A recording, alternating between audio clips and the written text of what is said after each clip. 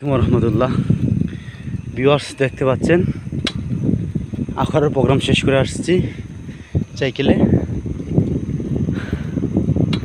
কি বলবো, সাইকেল চাইতেছে অনেক দূর থেকে আসছি তো 50-60 টাকার ভাড়া বাড়ি পর্যন্ত প্রোগ্রামের স্থল থেকে।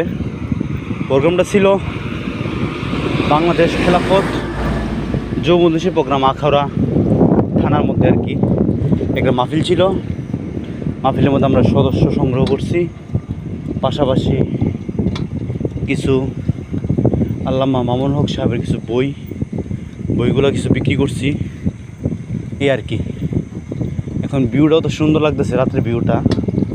রাতে তো ঘোরাঘুরি হয়েছে ঢাকা শহরে, ব্রাহ্মণবাড়িয়া শহরে, আখড়াতে এরকম ঘোরাঘুরি হয় নাই। বই লাগতেছে, রাস্তা খালি টুকটাক গাড়ি যাইতেছে আসতেছে, মোটরসাইকেল যেতেছে। আরেকটা বিষয় হইল, কিছুক্ষণ আগে সেনাবাহিনীর গাড়ি গেছে, সেনাবাহিনীর গাড়ি যাওয়াতে একটু ভালো লাগছে না, রাস্তাটা মনে হয় ক্লিয়ার হইব, কোনো দৌড় বই থাকবে না এই আর কি। টুকটাক গাড়ি আসতেছে যাইতেছে, ফাঁকে ফাঁকে যাইতেছে, তো বই করে আর কি নিরিবিলি এলাকা তো দেখতে পারেন, অনেক নিরিবিলি। এটা হয়েছে আখড়া বাইপাস থেকে করে বন্দর পর্যন্ত। আমি আসছি গাজীবাজার থেকে, গাজীবাজার ভিতরে একটা গ্রাম আছে হীরাপুর, ওই গ্রাম থেকে গাজীবাজারের দিকটা আসছি। গেছি সন্ধ্যাবেলা, এখন রাত্রে 10-11টা বাজেছে, 11টা বাজেছে, এখন আসা হয়েছে এই আর কি। ভিডিওটা করা হয়েছে, ভিডিওটা অনেক সুন্দর লাগতেছে, গাড়ি আসতেছে একটা সিএনজি এই আর কি। সব মিলাইয়া আলহামদুলিল্লাহ সব কিছু হয়েছে সংগঠনের কামিয়াবের জন্য।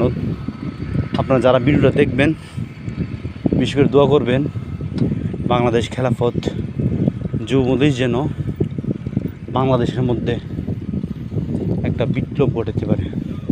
ওই বিপ্লবটা হবে ইসলামের বিপ্লব, ওই বিপ্লবটা হবে আমাদের বিপ্লব। ওই বিপ্লবের পরে বাংলাদেশের মধ্যে যেন খেলাফতে রাশেদার চরিত্র দেশ চলে, ওই তামান্না নিয়ে রাতের পর রাত, দিনের পর দিন আমাদের কর্মীরা মেহনত করে দিতেছে, আমরাও মেহনত করতেছি। দোয়া করবেন যেন পুরা বাংলাদেশের প্রত্যেকটা ঘরে ঘরে আমাদের কর্মী তৈরি হয় এই আর কি। মনে করবেন মজা করে বলতেছি, মজা না, এটা মুইনের ভিতরে একটা আবেগতে বলতেছি। আমাদের জন্য তৈরি হয় সদস্য এই আর কি, দোয়া করবেন।